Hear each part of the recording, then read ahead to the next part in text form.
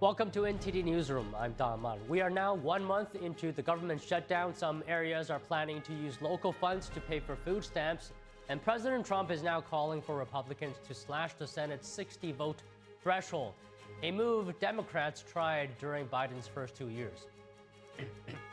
We discussed with the expert panel about if Republicans will use the so-called nuclear option and get rid of the filibuster and end the government shutdown. A Manhattan food pantry fills the gap as SNAP benefits are set to run out. Volunteers distribute food to New Yorkers in need. A potential terrorist attack averted. FBI Director Kash Patel says agents have arrested multiple subjects in Michigan. It's Halloween, but before the kids head out, a safety alert for parents. The top 5 hazards that send trick-or-treaters to the ER and how to avoid them.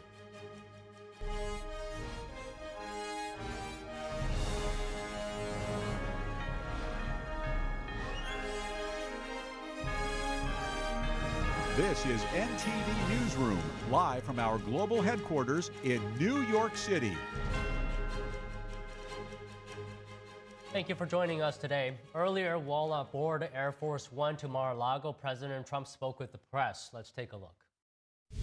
And lunches, meetings, a lot of things having to do with the economics of America. We took in approximately $3 trillion over the last few days from the trips that we made. They were unbelievable. The deal with China is going to be wonderful. I think it's going to be long-lasting. I got really along with President Xi very well, as you saw. You were there. Many of you were there. And I think it's great. I think it's great. I think it's really good. Are you set? Are you okay? I'm sorry, I'm not getting any audio for the full time. Okay, well, let's get it right. All right, we have it now, sir. Okay. So the trip was fantastic. We took in over $3 trillion, really in profit, if you want to define it that way. You see the farmers are very happy. I think it's 25 million tons, but it's numbers that they've never seen before in terms of the soybeans, in terms of other things.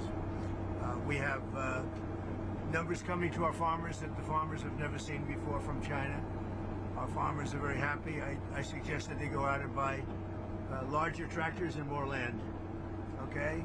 We want larger tractors and more land because nobody's ever seen anything like it.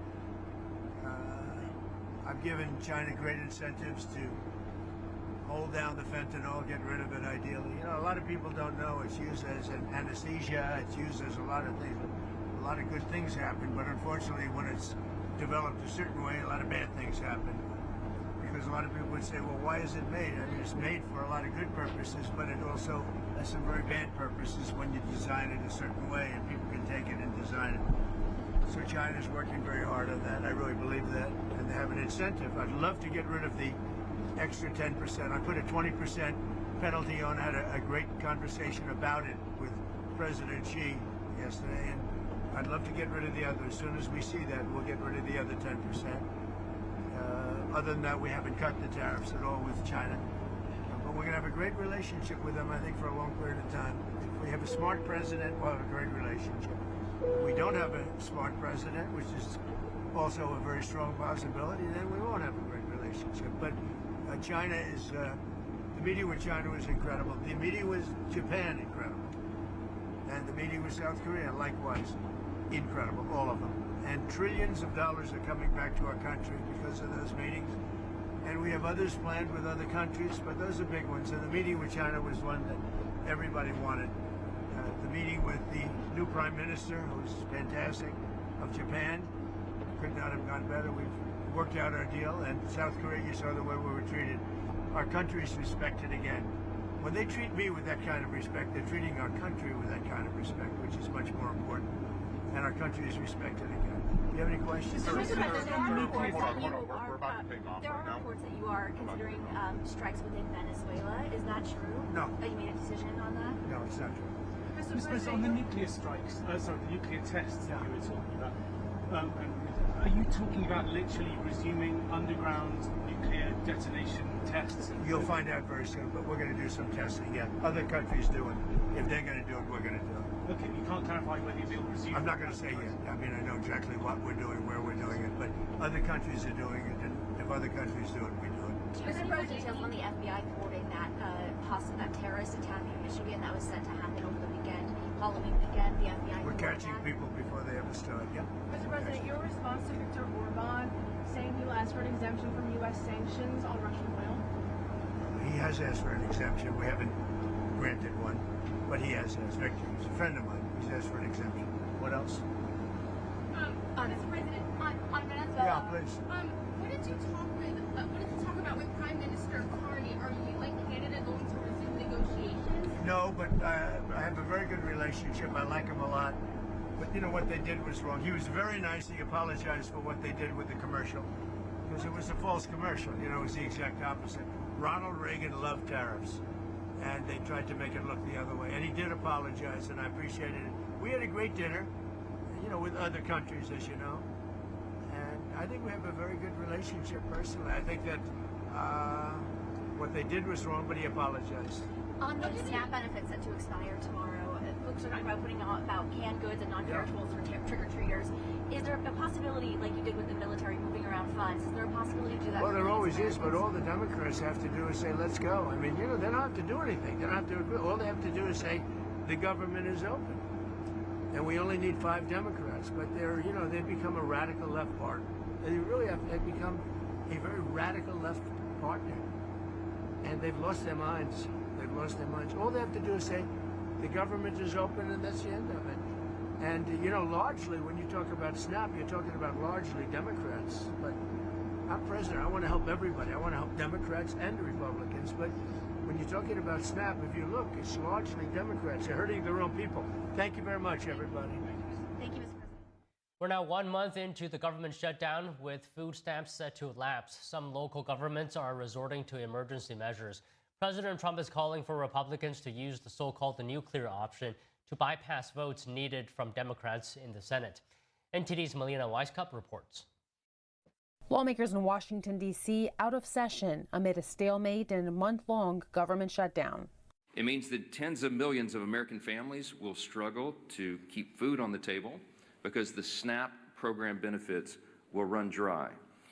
It means that WIC assistance, that's women, infants, and children, the nutrition programs, will be at risk of running dry. It means that Head Start centers, which serve 60,000 children nationwide, will be at risk of closure. New York has declared an emergency to provide 40 million meals statewide for those who rely on SNAP benefits. It comes as a federal judge weighs ordering the federal government to tap into a $5 billion contingency fund to avoid a lapse in the food stamp program. This is Congress's fault, not his fault. This is Congress's fault. So when it comes to SNAP, the only solution here is we need to appropriate the money.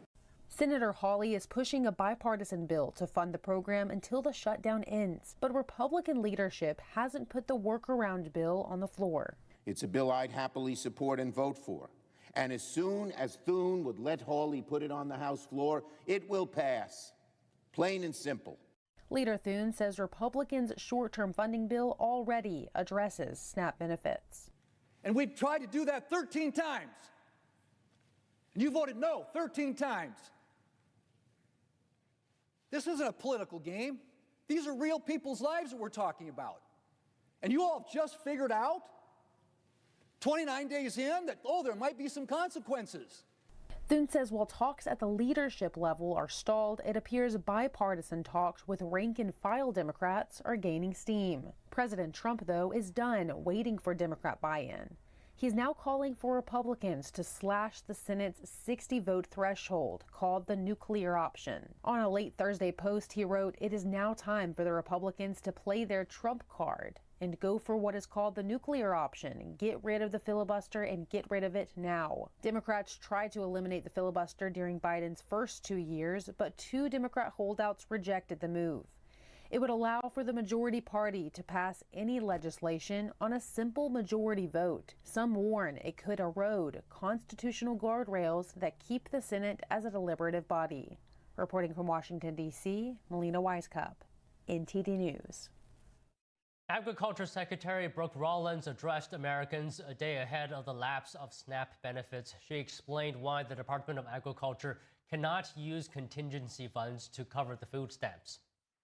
So the fact that the Democrats are saying, but wait, USDA has money in their accounts, why it is really their fault, I've seen it over and over and over from some of their leaders, is absolute false, and it is a lie. We have been saying on October 10th we sent messages out, on October 24th we sent messages out.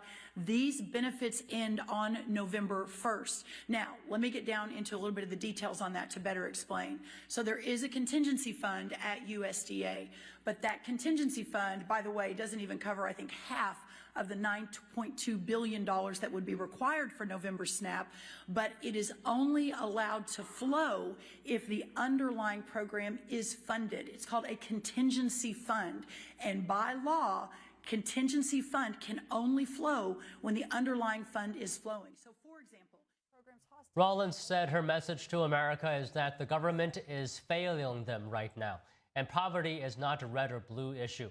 She also mentioned a silver lining that there is now a national conversation on the SNAP program. She noted that the cost of the SNAP program rose to new highs during the Biden administration. She said under President Trump, the USDA is making the program more accountable. She said they're stopping illegal immigrants from receiving benefits and rooting out fraud and abuse. Rollins called on Senate Democrats to vote for the continuing resolution and not to hold vulnerable families hostage. Democrats are holding out for extended Obamacare subsidies and walking back Medicaid cuts before agreeing to a short-term funding plan. The president's top economic advisor, Kevin Hassett, said the government shutdown is a negative for the economy. Hassett spoke to reporters at the White House this morning. The U.S. economy is very strong. We're looking at third quarter GDP that's close to 4% growth and, excuse the lots of wind. And I think that that's a momentum that will carry forward. The government shutdown is looking like it might reduce that number quite a bit, especially going into the fourth quarter. And but the momentum from all of President Trump's policies is really, really strong. President Trump has called for Senate Republicans to eliminate the filibuster to end the government shutdown. Joining us to discuss is Bart Marcoy, a former career diplomat, Energy Department official, and presidential campaign policy advisor. Now he's president of Marcoy Partners International Corporation. And we have Robin Byro, a Democratic strategist and former Obama regional campaign director. So good afternoon to you both. Now, before we get into the filibuster debate, news just broke moments ago in the SNAP case that the federal government has been ordered to use contingency funds for SNAP's food aid payments during the shutdown. So Bart, your initial reactions to this? Well, I see these courts, I see these judges making orders superseding the Constitution and superseding American law. It'll be interesting to see whether the administration appeals it. On the basis of principle, they ought to appeal it. On the basis of politics, they may decide not to. But the judge, he or she, has no authority to order that. You heard Secretary Rollins say, without a budget, we are not authorized by law to spend that money. It's not our money to spend until there is a budget. How a judge gets around that, I don't see. But the underlying political pressure, who knows? Who knows what they'll do with that? So Robin, any thoughts on that? There are 27 million people in the United States that use the SNAP program. Every $1 that's spent generates another $1.73 in GDP. So we've got to do this. Funds run out, as we all know, tomorrow. My kids go to school, and they go to school with children who largely receive those benefits. There's families right here in my community that will starve. We're hosting canned food drives. We're picking up tomorrow, in fact. So, we're trying to pick up the slack, but if we can find a way to legally use those funds from the contingency, I would love to do that so that American families don't suffer, Don. All right, so Bart, what do you think about this? For over 40 million Americans benefit from the federal food assistance. Do you think this situation highlights how perhaps fragile government assistance can be? And do you think has America become too reliant on government assistance as opposed to community bodies like local charities and churches? Yeah, this really, I think it's over 42 million Americans. It really points up the danger of relying on the government for things. When you rely on the government, then the government giveth and the government taketh away. And it is, people used to think that the government was the bedrock of stability and guarantees, and we see that it's not. We see the Democrats using the word leverage over and over and over, saying this is our leverage, this is our only leverage. And they're leveraging the human suffering that Robin was just talking about. And when I was a kid, there was government relief available, but when you needed food, you went to a church, you went to your family, you went to your neighborhood association, and people gave freely. And I mean, our church is working very hard to make sure that nobody goes hungry and trying to help fill in other expenses, utilities and rent and things like that. I think most churches have some sort of program to do that. We work hard at the local food bank to make sure that they're full. The demand on them is great, but the community around has risen and met the demand, and the shelves at the food bank are not empty in spite of this increased demand. So yeah, don't rely on the government. Find other charitable sectors. They're much more reliable. You know, Robin, I think Bart raises a good point there that do you think we need to put more emphasis on strengthening communities to help families overcome difficult times such as this? Yes, absolutely. And my church is also doing that. Like I said, my kids' Boy Scout troop is organizing a canned food drive tomorrow. I want to say to the viewers, donations of food and shelf-stable goods are certainly appreciated right now, but I spoke directly with some of our local area food banks. Their funding is actually affected directly because of the government shutdown. So they told me directly that what they need right now are financial donations. So please, by all means, Google your local food banks and help supplement some of their funding, because right now they're not receiving some of the government funds that they usually get to offset their own expenditures. But by all means, also fill up your little neighborhood food pantries. It's pretty much at every community. There's a little miniature food pantry somewhere in your neighborhood where people can just drive their cars up and pick out whatever they need. So make sure that those shelves are stocked. Yes. Just like Bart said, the government giveth and the government taketh away. This shows how fragile that system can be, and nobody wants to see Americans starve. This is America. That should never happen here. Mm-hmm. All right, Bart, back to the topic I mentioned off the top. Do you think, should Republicans use the so-called nuclear option and get rid of this filibuster? I'm strongly opposed to that. The filibuster is a long-honored time-tested tradition. The Senate is supposed to be the saucer that the hot tea is poured into to cool off. The House passes something. The Senate is where the minority party still exercises some element of control, a great deal of control, to avoid the kind of excesses that you see in some parliamentary systems in Europe. That when the minority party gets a veto, as they have now, as the Democrats have now, even though it irritates me, even though it enrages me, I still want that. I want that veto power to remain. I want there to be a 60-vote margin necessary for anything big, and there's nothing bigger than a budget. We know how to get the budget passed. We call your senators, your Democrat senators. The Republicans have all voted 13 times for a budget. Call your Democrat senators and say, enough with the politics. Open the government, fund the government, vote for the budget. That's how we're supposed to be able to change things. Don't abolish the filibuster. That's my opinion. Okay, so Robin, how do you feel about the 60-vote threshold?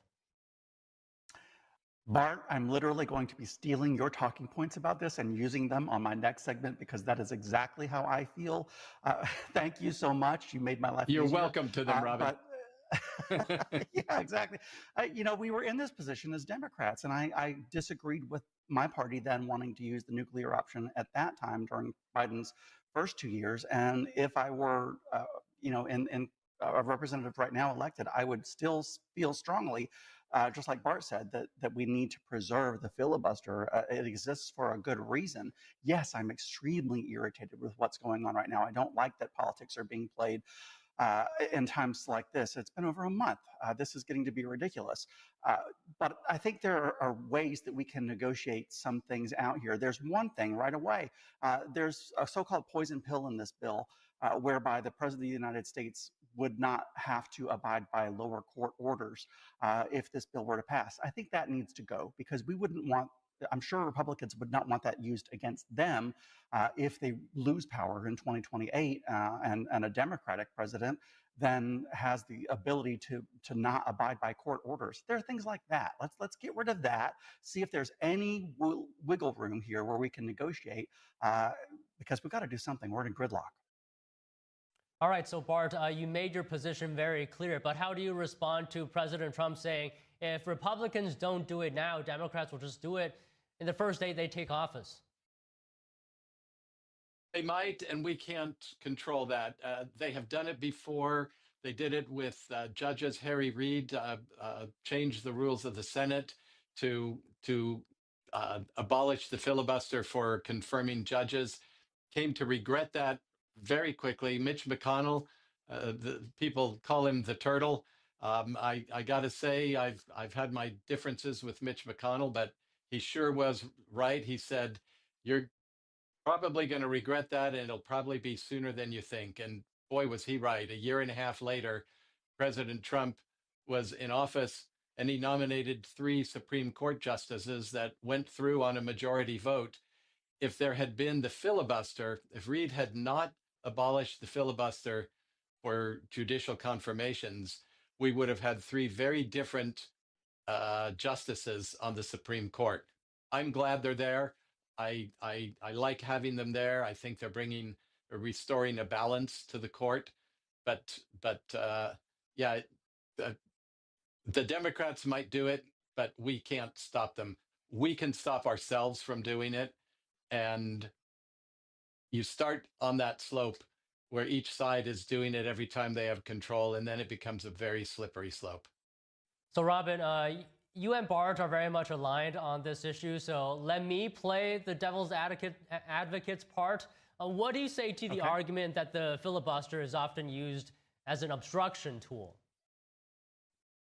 It exists for a reason. Yes, it is used as an obstruction tool. We saw that, like I said, in President Biden's first 2 years. And it's necessary because just like Bart said, sometimes there's legislation that gets through the House that just doesn't really, it's not what's needed. The Senate exists as a stopgap measure to prevent bad legislation going through. Without that, I'm just worried that without checks and balances in place, what might get passed that certainly I, as a Democrat, wouldn't want a Republican majority getting passed through right now. And vice versa, I'm sure that Republicans wouldn't want that if the tables were turned and Democrats had majority control in a couple of years. So no, you start messing with this and you're going to come to regret it, just like Bart said Mitch McConnell cautioned about. So if a majority of senators, and therefore by extension the voters, support a policy, is it reasonable or not to say that then it should pass? It's reasonable. It's reasonable to say that, but that's how you get it through the House of Representatives, who have to answer to the voters every 2 years. And they have to be more responsive to the immediate desire of the voters. Only a third of the Senate is up for re-election every 2 years. They have 6-year terms, and they have time for the voters to reflect and to say, you know what, it was 6 years ago and I'm still mad and I'm going to get that SOB out of office. Or to say, wow, 6 years ago, I thought what I really wanted was for that legislation to pass. I am so glad that it didn't pass. I'm so glad that the Senate had to argue more, debate more, negotiate more, and come up with a compromise more, because what we ended up with is not dangerous, and it is what we needed. That's the point of it. The founders of the nation and the people who first wrote these rules were trying to avoid the wildfire of populist notion, of demagoguery that could sweep a nation and really burn it up. They were trying to say, let's slow down, cool down, think this over, and at least 2/3 of the Senate have 4 years or 6 years to convince the voters that what they did was right. You're supposed to negotiate in the Senate far more than you are in the House. That's what makes this current stalemate so discouraging. Okay, Robin, I'll give you the final thought here. Anything you would like to add? How long do you think this shutdown could continue before one side blinks first?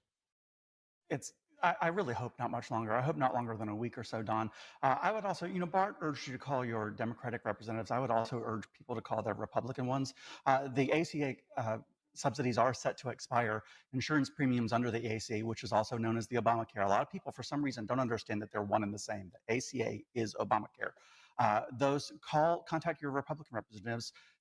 Express your concern about your insurance premiums possibly doubling if they don't renew those subsidies. If we can get some movement with Republicans on that, we can unlock this situation and get this passed and get the country working again. Well, all right, great conversation today, I'd say. Thank you very much to you both, Robin, Bart. Happy Halloween. Thank you.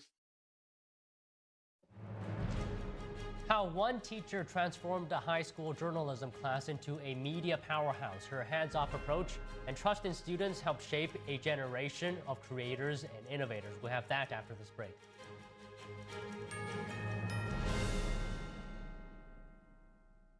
Election season is back. Socialism is on the ballot in New York, and Trump-backed Republicans in Virginia and New Jersey face their Democratic opponents for governor with results that could impact each party's future. Watch these key races and more during our live special coverage with live data analysis and on-the-ground teams. Join NTD's Steve Lance and Tiffany Meyer on Election 2025, Tuesday at 7 p.m. Eastern, only on NTD. I saw war, bombing, shooting. I'm worried for my future. كتير رعب وطبعا هلا يعني أنا بحس بالرعب الكبير بدنا بس نعيش بأمان. Conflict is raging across the world, and millions of children's lives are being devastated by war, hunger, disease, and poverty. We urgently need your help to reach children in crisis. Please call or go online to give just $10 a month, only 33 cents a day. We need 1,000 new monthly donors this month to help children in crisis around the world and right here at home. You can help us provide food, essentials, and life-saving medical care to children in the most need.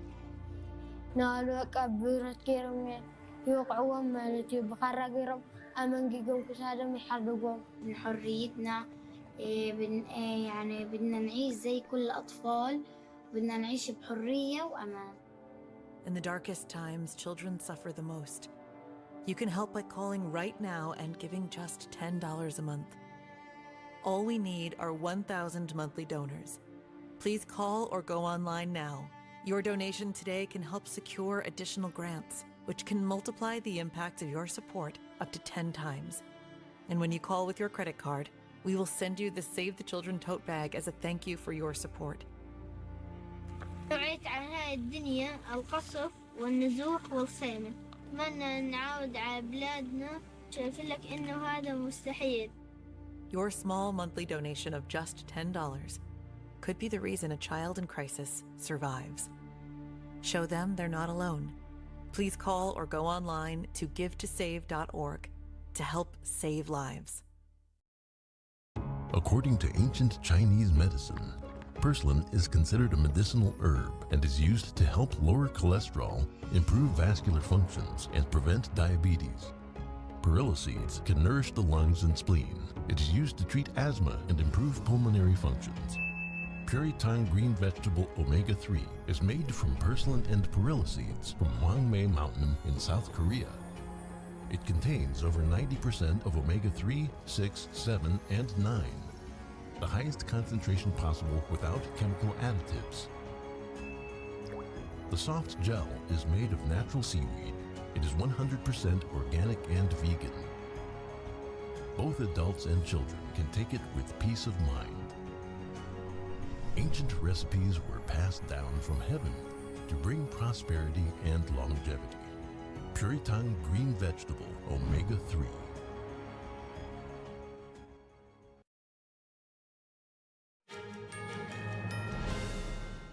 Voters in several states will head to the polls next Tuesday to cast their ballots. Democrats and Republicans will compete in races for governor, state attorney general, and state Supreme Court justices. NTD's Andrew Thomas has more on the races to watch. Tuesday will see candidates in several states vying for votes. In the Virginia governor's race, Republican Lieutenant Governor Winsome Earl Sears will face off against Democrat Abigail Spanberger. Spanberger has consistently led in polls, with an 8% advantage in the most recent polling. Voters in New Jersey will pick their next governor as well. Democrat Mikey Sherrill is competing against Republican and former state assemblyman Jack Ciattarelli. Though Sherrill is ahead, the most recent polling shows her lead at just 1%. In Virginia's race for Attorney General, Democrat nominee Jay Jones will take on Republican incumbent Jason Miyares. Republicans have pushed for Jones to drop out of the race after text messages surfaced in which he talked about shooting former House Speaker Todd Gilbert. During a debate on October 16th, Jones publicly apologized to Gilbert, saying he was ashamed. Spanberger, the gubernatorial candidate, has refused to call for Jones to drop out. In Pennsylvania, 3 Democratic members of the state's highest court are up for re-election. Christine Donahue, Kevin Dougherty, and David Wetsch have no opponents, but voters will decide if they should remain on the bench. Andrew Thomas, NTD News. Election Day 2025 is coming up in just 1 week. NTD's Steve Lance and Tiffany Meyer will bring you live special coverage of all the big races, from New York's mayoral election to the governor's races in New Jersey and Virginia. Tune in on Tuesday, November 4th at 7 p.m. to get the latest election results with live analysis from our data reporters and our on-the-ground teams. That's Tuesday, November 4th, starting 7 p.m. only here on NTD. Don't miss it. A JetBlue flight made an emergency landing in Tampa yesterday after suffering a flight control issue. The passenger jet was en route from Cancun, Mexico to New Jersey. JetBlue and the FAA said the plane made a sudden drop in altitude, resulting in injuries to some passengers. Some were evacuated by medical personnel at the airport. Those needing more care were taken to the hospital. The airline did not disclose the number of injured or the severity of their injuries. Local media quoted Tampa Fire Rescue as saying about 15 to 20 people were taken with non-life-threatening injuries. The FAA is investigating the incident. The Department of Transportation says it's taking aggressive new action to remove unqualified and illegal drug drivers, or rather truck drivers, from America's roads. Transportation Secretary Sean Duffy warned states yesterday that refusing to comply could mean millions lost in federal funding. Here are the details. Speaking in Washington, Transportation Secretary Sean Duffy announced what he called a crackdown on non-domiciled commercial driver's licenses, those typically issued to foreigners operating in the U.S. on work permits. He said his department found many of them have been issued unlawfully. For example, it would look like a foreigner has a work permit that expires on one date, but the commercial driver's license would not have an expiration date. He also said some states have been issuing CDLs to illegal immigrants. So you have an illegal alien, a foreigner, who might have a work permit, but they're getting a commercial driver's license that indicates that they're a U.S. citizen. Duffy said his department has already pulled $40 million from California and could withhold even more if the state refuses to follow federal rules requiring English proficiency and proper documentation. California is less than cooperative, and we're in the process of going through a review, and we have the opportunity to pull $160 million of additional dollars from the state of California. A spokesperson for the California Department of Motor Vehicles said earlier that the Trump administration has no legitimate basis to withhold funds. Secretary Duffy also said the DOT is working with Homeland Security to find and remove unqualified drivers from the roads. It's a partnership that you see from government, secretary to secretary, because President Trump has indicated he wants us all to work together. We are not working in silos. We're working as one federal government. One complaint that has emerged over the years is that there simply aren't enough U.S. citizens who want to work as commercial truck drivers. Several companies have reported a shortage of people wanting to take long-haul jobs. Duffy dismissed these claims, saying illegal labor is actually driving down pay and affecting safety. There's a lot of Americans who want to get behind the wheel of a big rig. These are, and have been, really great paying jobs. But when you will bring someone in who doesn't have a driver's license, they'll drive that truck for a much lower rate. Duffy says the DOT will continue to pressure states and CDL schools. He said his department's review of illegally issued CDLs is almost at a close, adding that many states have been willing to comply. Former FBI Director James Comey is asking a federal judge to throw out 2 criminal charges accusing him of lying to Congress. Comey's attorneys argue his 2020 Senate testimony was truthful. They say the questions posed by Senator Ted Cruz were fundamentally ambiguous. In their filing, they say Cruz's lengthy and confusing questioning could not serve as the basis for a false statement charge, adding that Comey's responses were literally true. The Justice Department indicted Comey in September on counts of making a false statement and obstruction, both of which carry potential prison time. Comey has also accused the Trump administration of pursuing a politically motivated prosecution and using an improperly appointed prosecutor. The government shutdown is just a few days away from breaking the previous longest shutdown record of 35 days. Joining us to discuss is Nathan Wooster, national political reporter at the Epoch Times. So Nathan, good afternoon. President Trump urges Senate Republicans to end the filibuster. House Speaker Mike Johnson responded to that with some reluctance. Can you tell us more about the response to ending the filibuster? Sure, and I should say Johnson has now been joined by the Senate Majority Leader, John Thune, as well as the Senate Majority Whip, John Barrasso. We're seeing a pretty consistent theme here. Defense of the filibuster, generally along the lines that this has proven to be a durable institution that protects the minority, whoever it happens to be, and really ensures that the Senate remains a forum for discussion. This is something that we've heard consistently, despite in recent weeks chatter from some Senate Republicans and also from John Fetterman about the desire to create some sort of a carve-out, something that would allow this continuing resolution to fund the government to make it across the line. So Nathan, on the flip side, what is the level of support for this right now? Well, it's interesting. As I said, John Fetterman, he has come out as someone very much in favor of it.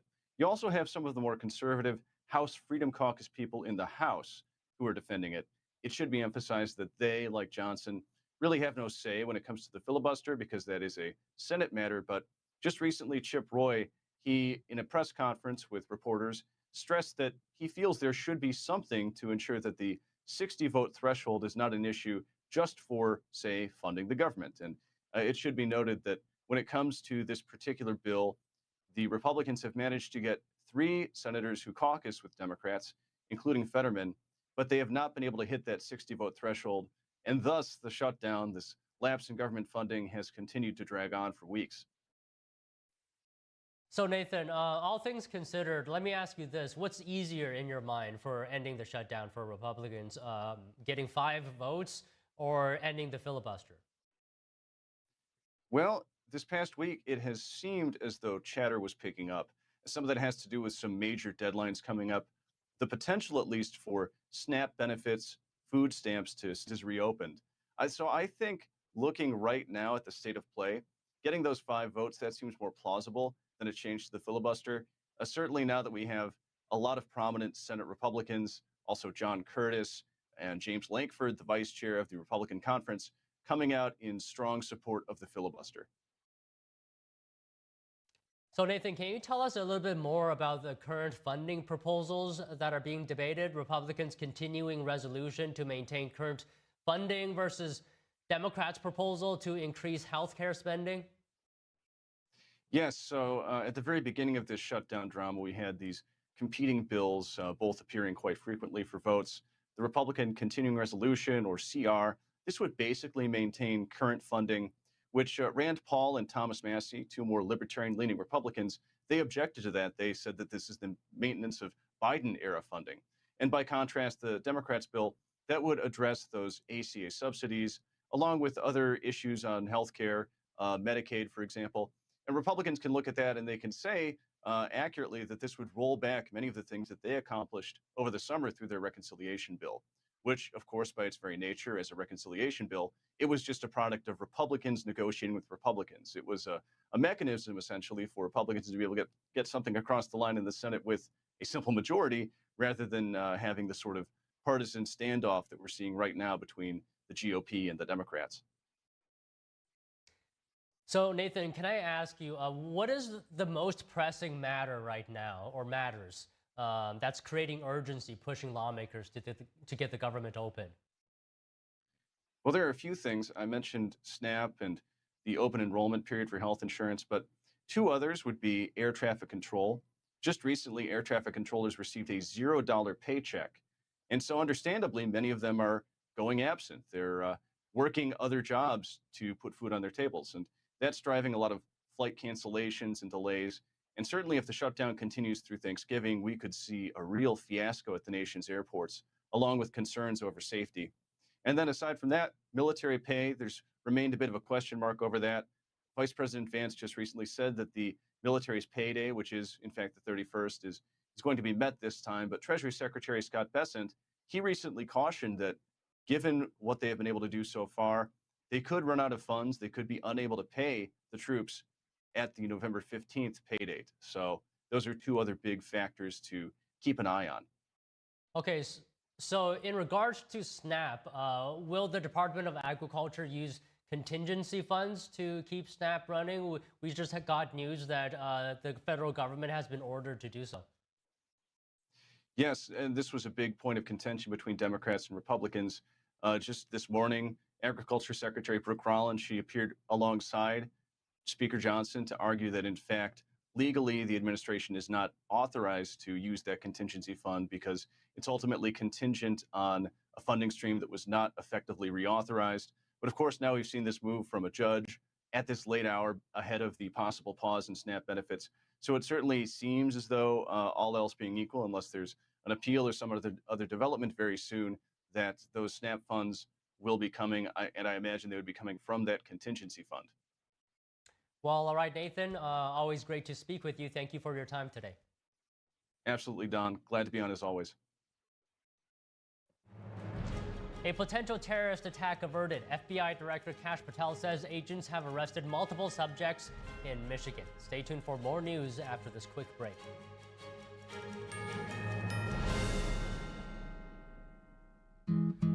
Where did the time go?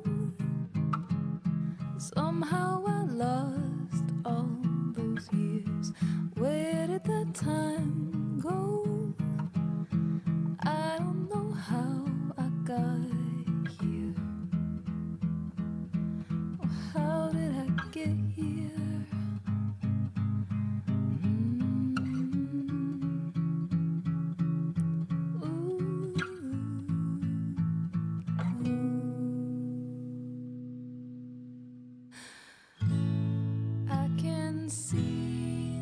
You've done the hard part. You quit smoking. Now do the easy part and get scanned for lung cancer. If you smoked, you may still be at risk, but early detection could save your life. Talk to your doctor and learn more at savedbythescan.org. You see certain things get reincarnated in your children. My daughter is very much inspired by my wife's artistic pursuits. So my daughter started making necklaces. She makes what we call affirmation fashion. I tell her every day that your black is beautiful. Your black is beautiful. You're black is beautiful. And if there's anything better than being beautiful, it's being smart. And if there's anything better than being smart, it's being kind. And reaffirming that every day is our method of making sure her chin never drops. My dad wasn't around, and I remember riding a bike and falling off and cutting myself, and me never just wanted to get back on it. People ask, how your children learn how to ride a bike, and you didn't. I didn't teach them. I just created an environment where they taught themselves, and all I had to do was be there.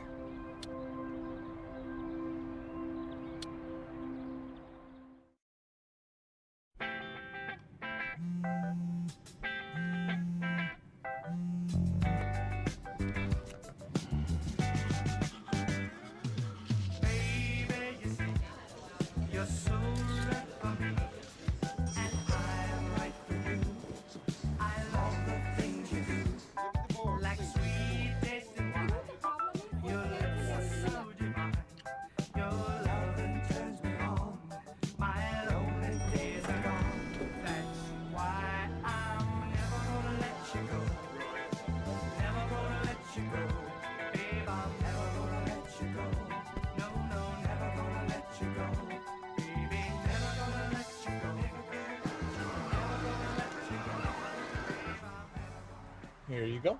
Thank you. Thank you.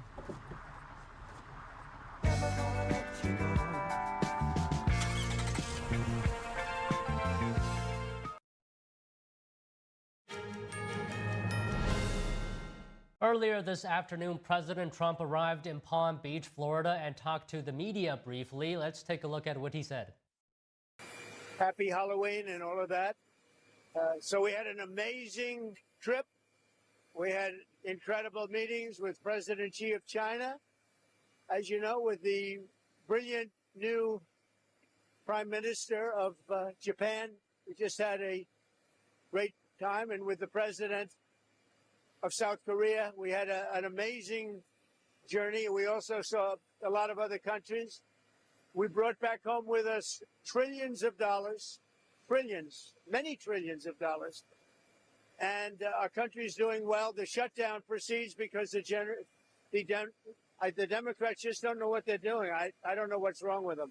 They've never done a thing like this. They've become crazed lunatics. All they have to do is say, let's go, let's open up our country, and everything snaps back into shape. So there's something wrong with them. Are you going to meet with Democratic? I'm always going to meet. All they have to do is open up the country. Let them open up the country, and we'll meet. We'll meet very quickly. But they have to open up the country. It's their fault. Everything is their fault. It's so easily solved. You know, we have a number of Democrats that have already voted for this.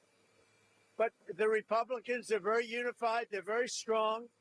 And they want to do what's right for the country. They don't want to see trillions of dollars wasted on people that came into our country illegally, many from prisons and many from areas that you don't want to even know about. So we'd like to see this taken care of rapidly. You have a lot of, we have tremendous support, but it's not even support, it's common sense. Open up the country. Obamacare has turned out to be a disaster, as I've been saying for years. It can be fixed or redone. People don't get good health care, and their premiums go up every single year. So we should change it. It's a disaster. Obamacare is bad health care at a very high price. So tonight we have a big celebration of Halloween, and I'll see you later. Thank you very much. The FBI says it has thwarted a potential terrorist attack. FBI Director Kash Patel says agents arrested multiple subjects in Michigan who were plotting to a violent attack over Halloween weekend. Patel promised more details later. He also praised the men and women of the FBI and law enforcement everywhere, saying they're standing guard 24/7, and in his words, crushing their mission to defend the homeland. The Dearborn Police Department in Michigan confirmed it was made aware of the FBI operations in the city and assured residents there is no threat to the community. Homeland Security says death threats against immigration officers have increased 8,000% this year. A new report shows a rise in online threats, stalking, and harassment targeting ICE agents and their families. The DHS says they arrested an illegal immigrant living in Dallas earlier this month for posting a video on TikTok, allegedly offering $10,000 for the murder of ICE agents. Other incidents include threatening phone calls and social media posts against officers and their spouses. DHS Assistant Secretary Tricia McLaughlin says political rhetoric demonizing ICE agents has contributed to the surge in violent threats and assaults. The White House says critics have likened ICE agents to the Gestapo and the secret police. Meanwhile, Homeland Security Secretary Kristi Noem says ICE will not pause operations on Halloween. That's in response to a request from Illinois Governor J.B. Pritzker. Kristi Noem was asked about Governor J.B. Pritzker's demand about pausing ICE operations for Halloween. She did reply with a very non-hesitant no. Here's some of what she said. The fact that Governor Pritzker is asking for that is shameful. And I think unfortunate that he doesn't recognize how important the work is that we do to make sure we're bringing criminals to justice and getting them off our streets, especially when we're going to send all of our kiddos out on the streets and going to events and enjoying the holiday season. And on Thursday morning, J.B. Pritzker made this a focus of a press conference about not having ICE operating on Halloween. Here's some of what Pritzker had to say. No child in America should have to go trick-or-treating in fear that they might be confronted with armed federal agents and have to inhale tear gas. I honestly can't even believe that I have to make this plea. And also while speaking, Secretary Noem touted how thousands of illegal immigrants were arrested during Operation Midway Blitz. The operation started early in September and focuses mainly on the Chicago area. Here's Kristi Noem commenting on that as well. Since the beginning of Midway Blitz, ICE and CBP and our state partners have arrested more than 3,000 illegal aliens, including rapists, murderers, and gang members that have been brought to justice. And listen, we don't want any of these individuals out on our roads, and we don't want them in our communities, and we especially don't want them behind the wheel of an 18-wheeler when they can't speak our language, they don't understand our laws. Noem also highlighted how the department is cracking down on illegal immigrant drivers, especially those that drive commercial trucks. Secretary of War Pete Hegseth today met his counterparts from several countries, including China and India, on the sidelines of the ASEAN Defense Summit. The face-to-face sit-downs in Malaysia comes as Washington seeks to boost regional security ties. Here's Hegseth. And we don't seek confrontation, but of course we're ready to protect our interests, individually and mutually. And that's why we're publicly announcing the Task Force Philippines here with you today, which will be another step in our cooperation. Okay. I'll just say real quick, I want to express the gratitude to the Minister Singh, for his time, for the partnership we have with India. It's one of the most consequential, the U.S.-Indian relationship in the world. And our strategic alignment is built on shared interests, on mutual trust, and a commitment to a secure and prosperous Indo-Pacific, which is precisely the conversation we had. It was the world's oldest democracy and the world's largest. And this new 10-year defense framework, which we signed, is ambitious. It's a Hegseth called the 10-year defense cooperation with India framework a cornerstone for regional stability and deterrence. On China, Hegseth said on X that he told Beijing's representative the U.S. would stoutly defend its interests and maintain the balance of power in the Indo-Pacific. He also voiced concern about Chinese activities in the South China Sea and around Taiwan. The Philippines and the United States have formed a new joint task force to strengthen cooperation and increase military readiness. Its area of operation will also include the South China Sea.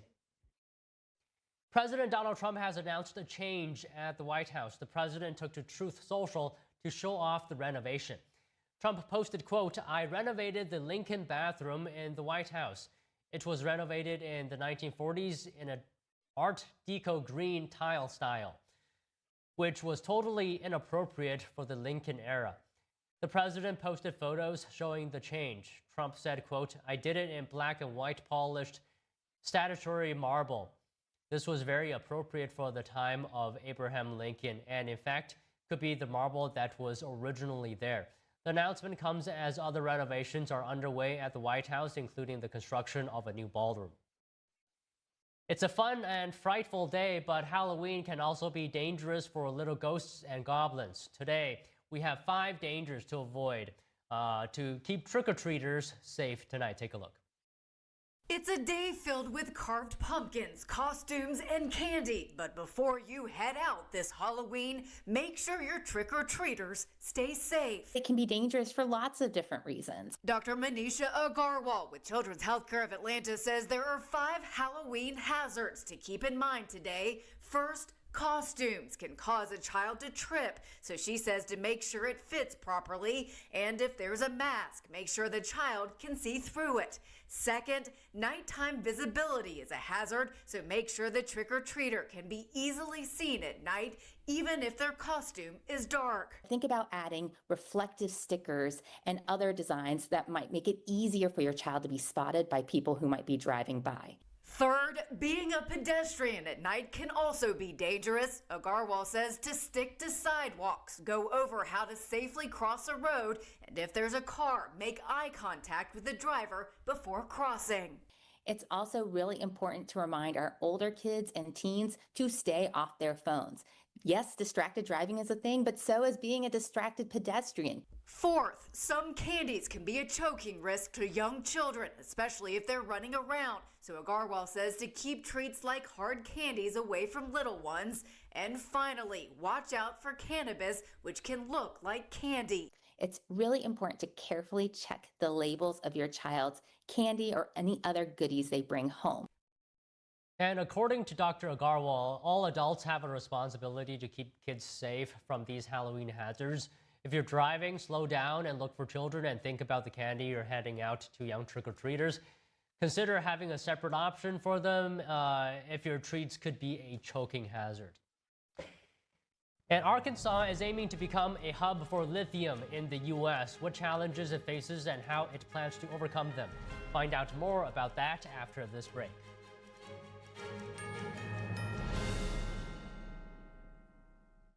Election season is back. Socialism is on the ballot in New York, and Trump-backed Republicans in Virginia and New Jersey face their Democratic opponents for governor with results that could impact each party's future. Watch these key races and more during our live special coverage with live data analysis and on-the-ground teams. Join NTD's Steve Lance and Tiffany Meyer on Election 2025, Tuesday at 7 p.m. Eastern, only on NTD. Call now to find out about our Medicare plan. Why do we have to sit through so many Medicare commercials this time of year? It's endless. Good question, Edith. I'm glad you asked. We see so many commercials this time of year because it's the only time, other than special circumstances, when Medicare recipients can change their plan for Part C. Original Medicare only covers Parts A and B, but a Medicare Advantage plan has additional benefits that Original Medicare doesn't offer. So now's the time to fill those spaces? That's right, Archie. And every year, there are changes to what benefits you may receive from your Part C plan. Call right now to find out what plan best suits your needs. It's easy, easy, don't delay. Pick up the phone and call today. Call now for your free Medicare review. 1-833-469-1754. 1-833-469-1754. You may now return to your regularly scheduled programming. Shop the Design Studio by Mathis Home for Black Friday savings on luxury designer furniture. Get factory authorized savings on all the top brands with heirloom quality pieces for every room in your house. Choose from our incredible in-stock selection or let our complimentary design staff help you create a custom look to match your own personal style for less than you ever imagined. Get unmatched luxury at the lowest prices of the year through Black Friday weekend at the Design Studio by Mathis Home. I trod on my glasses yesterday, and I had to pay up front for a new pair that I can't even pick up for another 10 days. So I looked for another way, and I found Select Specs. I ordered online. My new glasses just arrived this morning, and I can pay over the next few weeks. This is the way to buy glasses. See now, pay later with Select Specs. Next day delivery and deferred payment options. Only at selectspecs.com. According to ancient Chinese medicine, purslane is considered a medicinal herb and is used to help lower cholesterol, improve vascular functions, and